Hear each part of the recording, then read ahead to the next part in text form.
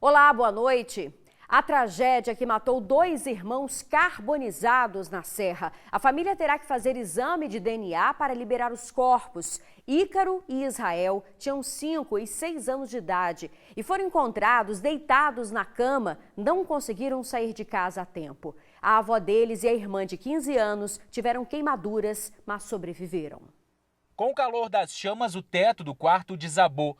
Deu para se ter uma noção do estrago pelo quintal vizinho. O local era onde os irmãos Ícaro e Israel, de 5 e 6 anos, estavam dormindo. Eles morreram carbonizados. Pela janela da casa, avistamos a carcaça do que foi um dia um colchão. A fuligem cobriu a maior parte dos cômodos. As fitas de isolamento preservam o que restou do cenário de tragédia. No final da manhã, uma equipe da Defesa Civil Municipal esteve aqui na casa para poder avaliar todo o imóvel que foi interditado. Inclusive, um familiar pôde entrar, mas utilizou um capacete. Ainda foi assistido, amparado por uma pessoa da Defesa Civil para poder retirar algum documento, algo de valor aqui da casa, que, como eu disse, permanece interditada.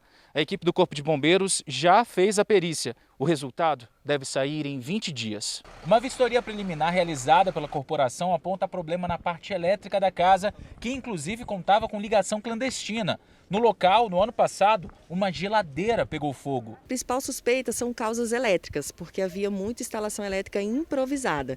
A rede elétrica não era dimensionada, não havia instalações de disjuntores para proteger a rede elétrica e ainda uma informação de que o incêndio há 1 ano atrás na geladeira desta própria residência. Então, claros indícios aí de que a causa pode ser elétrica. Além disso, o fogo pode ter sido alimentado por materiais que estavam no quarto e extensões elétricas. Segundo informações do Corpo de Bombeiros, ao inalar gás carbônico, a fumaça, as crianças acabaram desmaiando e não conseguiram sair do quarto. Às vezes, respirando ali a fumaça, as crianças podem ter ficado inconscientes e aí, com o aumento ali do incêndio, elas foram carbonizadas, né? Elas foram encontradas carbonizadas, mas isso pode explicar o porquê delas não terem acordado ou levantado, serem encontradas ali na cama, uma de frente para a outra, invertido ali o lado, né? Uma grande chance ali de ser uma cama compartilhada dos 2 irmãos e que eles estavam dormindo. O incêndio começou por volta das 5 da manhã. Dentro da casa estavam a avó, uma adolescente de 15 anos e os irmãos dela, Ícaro, de 5, e Israel, de 6 anos.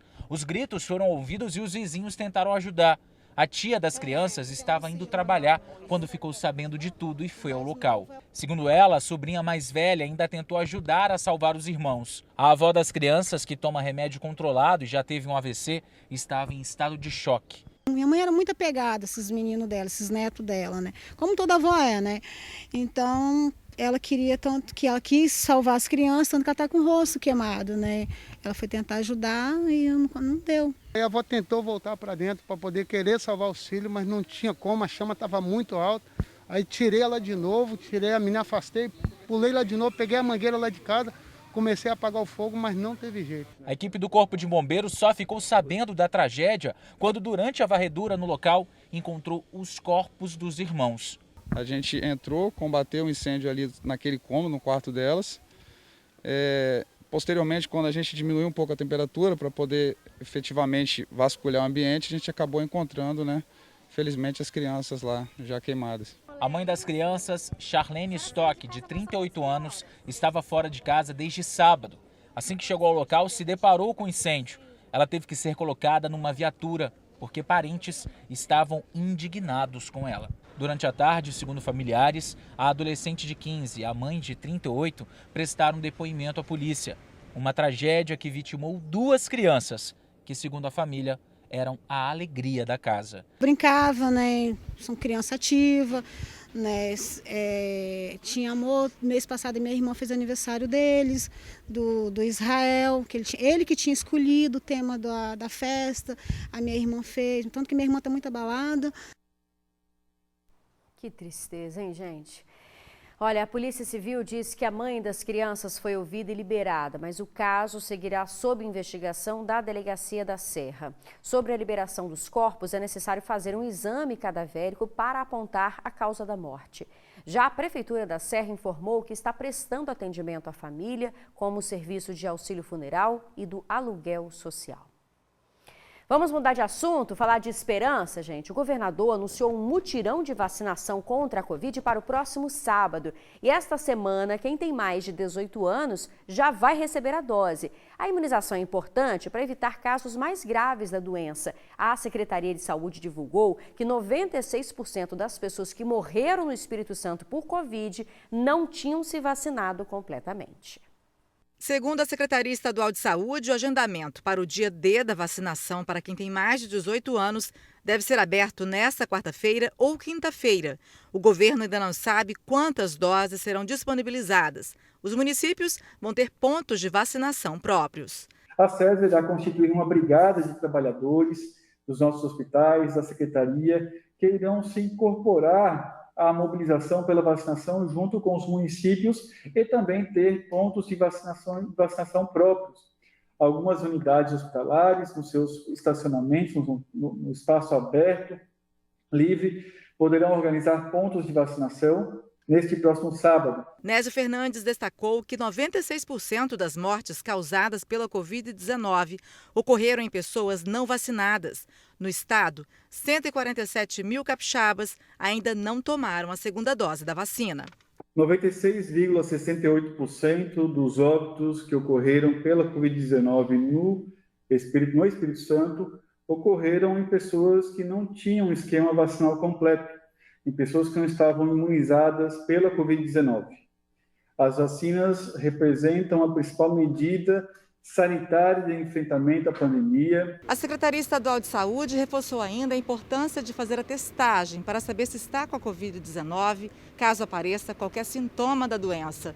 Essa testagem é gratuita, pode ser feita aqui no Hospital de Urgência e Emergência em Vitória, no aeroporto da capital ou nos terminais do Transcol. A testagem ainda pode detectar a variante do vírus. O Espírito Santo já confirmou 7 casos da variante Delta e aguarda novos resultados de exames feitos pela Fiocruz. A LACEN enviou mais de 150 amostras de material para ser sequenciado lá, verificando qual é a circulação de que cepa está circulando aqui no estado do Espírito Santo. A gente aguarda que o mais breve possível a Fiocruz, que recebe essas amostras, possa nos informar. O governo também avalia antecipar para 21 dias a segunda dose e ainda aplicar a terceira dose da Pfizer nos idosos que foram imunizados no início da campanha com a Coronavac. Nós já temos um debate nacional maduro com o Ministério da Saúde que avança para a decisão da D3 nos próximos dias, especialmente na população que tomou as 2 doses da Coronavac. No entanto, a D3 não é um tema restrito a quem tomou este imunizante. Os que tomaram também 2 doses da vacina da AstraZeneca e da Pfizer deverão, no futuro, receber doses de reforço para poder estimular o sistema imune e garantir maior proteção contra o SARS-CoV-2. A SESA disse também que mais de 1 milhão de doses devem ser aplicadas em agosto e a vacinação em adolescentes infratores deve ser iniciada em breve. E hoje à noite chegam ao Espírito Santo mais de 62 mil doses da AstraZeneca. Pela manhã já tinham chegado mais de 145 mil doses da Pfizer. Vamos ver então o andamento da vacinação aqui no Espírito Santo. Temos aqui no painel vacina mais de 2 milhões e 300 mil pessoas já tomaram a primeira dose, mais de 1 milhão e 24 mil tomaram também a segunda dose. Com relação aos casos de Covid, de ontem para hoje, 13 pessoas perderam a vida. Vamos ver o número total, né? Até hoje, 12.087 pessoas morreram durante todo esse período de pandemia e quase 552 mil tiveram contato com o vírus. As escolas de Cariacica começaram hoje a fazer testes de Covid nos alunos. É uma forma de garantir um ambiente mais seguro. Os exames começaram por colégios de Nova Rosa da Penha, bairro com maior número de mortes pela doença. Dos 700 alunos do ensino médio da escola Saturnino Rangel Mauro, 150 foram testados nesta segunda-feira. A escola fica no bairro Nova Rosa da Penha, em Cariacica. Essa faixa etária, dos 15 aos 17 anos, ainda não começou a ser vacinada contra a Covid-19. Mesmo com incômodo, eles sabem a importância do teste. É bom que veio, porque às vezes o aluno não sabe, né, como tem professor já de idade, e também pode levar para casa, acabar transmitindo para os pais, para a avó, e para os professores, né? Como teve, acho que algum caso, em algumas escolas que os professores pegaram. De boa, é necessário, né, fazer. E sim, incomoda muito, mas até então foi tudo bem. Os alunos da rede estadual estão com aulas presenciais, um dia sim, outro não durante a semana. A escola segue com os protocolos de segurança, álcool na entrada das salas, distanciamento social e por aí vai. Tudo para evitar uma possível contaminação. Em Cariacica, desde o início da pandemia, foram diagnosticados 42.169 casos de Covid, com 1.369 mortes. E o bairro Nova Rosa da Penha é um dos 3 que mais apresentaram casos aqui em Cariacica de Covid-19. Por isso, 2 escolas estaduais serão testadas essa semana. Já as escolas municipais, a testagem para saber se os alunos estão ou não contaminados pelo coronavírus começa na próxima semana. O objetivo da testagem é a importância para a gente identificar como é que está a transmissão do vírus no ambiente escolar, né? Como é que está, se está tendo muito índice, se está tendo pouco caso, e identificar precocemente também esses casos para poder isolar mais rápido e quebrar a cadeia de transmissão do vírus. A secretária de Saúde disse ainda que o teste é o PCR e o resultado sai em 2 dias. Os pais autorizaram o teste dos filhos. Caso o resultado seja positivo, o aluno é afastado e será analisada a possibilidade da turma ter a aula presencial cancelada por um período. Com um número específico, a gente não tem como afirmar se uma sala vai ser isolada ou não. A gente tem que fazer uma investigação dos casos e se estão correlatados ou não. Enquanto todos não vacinam, os alunos já sabem a lição que devem colocar em prática durante a pandemia. A gente está doido que chega logo esse dia, mas ainda não chegou, então a gente tem que cuidar pelos nossos pais ou responsáveis. Gracinha. Olha, na quarta-feira a testagem será na escola Teotônio Brandão Vilela. Ao todo serão testados cerca de 150 alunos de cada escola. A Polícia Federal está investigando o furto de computadores dentro da UFES. Os computadores pertencem ao Centro Tecnológico localizado no campus de Goiabeiras. Os equipamentos tinham sido retirados do local e levados para outro espaço reservado e trancado, por conta de mudanças que estão ocorrendo na universidade. Por causa da pandemia, os prédios estão sendo adequados às normas de biossegurança. Ainda não se sabe a quantidade de computadores levados. O furto ocorreu há cerca de 2 semanas e assim que a falta foi percebida, a polícia foi acionada. A federal confirmou que a investigação está em andamento, mas que por sigilo não pode repassar as informações. Em instantes, o TN2 traz o caso do comerciante de São Pedro brutalmente assassinado. Ele estava dentro de casa. 46 quilos de haxixe foram apreendidos durante uma fiscalização na BR-101 em João Neiva. Durante a abordagem a um veículo com 5 ocupantes, a Polícia Rodoviária Federal acabou encontrando a droga entre os compartimentos do carro. O haxixe é uma droga mais potente que a maconha comum e tem um preço de mercado muito maior. Foi estimado um prejuízo de mais de R$500 milhão ao crime organizado. A droga e os suspeitos foram encaminhados para o DPJ de Aracruz. A polícia investiga o assassinato de um idoso no bairro Nova Palestina, na região da Grande São Pedro, em Vitória. O comerciante foi brutalmente esfaqueado. Para a família, ele pode ter sido morto por se recusar a vender fiado. Esse vídeo flagra o momento em que a polícia chega no bairro Nova Palestina, em Vitória, após uma denúncia de homicídio. A vítima era um comerciante antigo da região. O homem é identificado como Joaci de Souza, de 74 anos, morava nesse prédio e tinha um bar que funcionava logo aqui embaixo. Segundo a polícia, ele foi morto dentro de casa a facadas. O corpo foi encontrado com sinais de violência e muito sangue. E tinha um plástico que cobria o corpo dele. Dona Conceição era casada com o Joaci há quase 20 anos e acredita ter sido uma briga de bar que causou a morte do marido. Eu recebi notícia quando eu vinha do outro lado, né? Tava uma brigaiada de cachaça ali naquela rua ali. Aí eu falei para ele fechar o bar para ele ir para casa. É briga de bar, é os cachaceiros que ele não queria vender fiado. Os moradores da região estão assustados com a crueldade, porque, segundo eles, Joaci era uma pessoa muito tranquila e querida no bairro.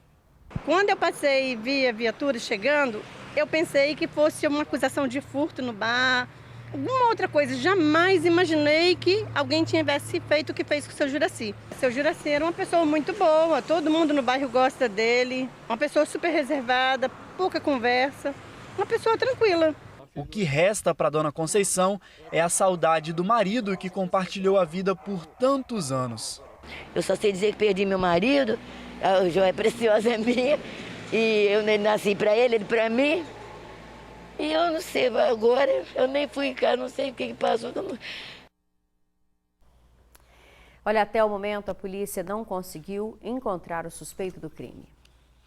Imagens de câmeras de vídeo monitoramento podem ajudar a polícia a identificar o suspeito de uma chacina em Conceição da Barra. O ataque aconteceu na última sexta-feira em um bar na localidade de Braço do Rio. 4 pessoas foram assassinadas. 2 eram os alvos dos disparos e morreram na hora.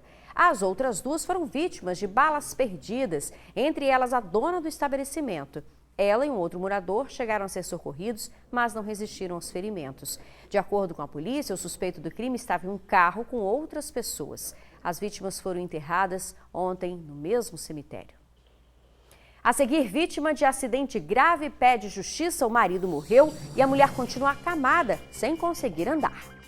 Um grave acidente mês passado na rodovia do Contorno tirou a vida de um trabalhador. A mulher dele sobreviveu, mas está sobre uma cama sem poder andar. Ela espera por justiça. A motorista que causou a batida tinha sinais de embriaguez e não prestou socorro. Os dias da Josiane têm sido assim, deitada na cama, se recuperando ainda de um grave acidente. Na região da pelvis, um aparelho chamado fixador para ajudar na reconstrução dos ossos fraturados.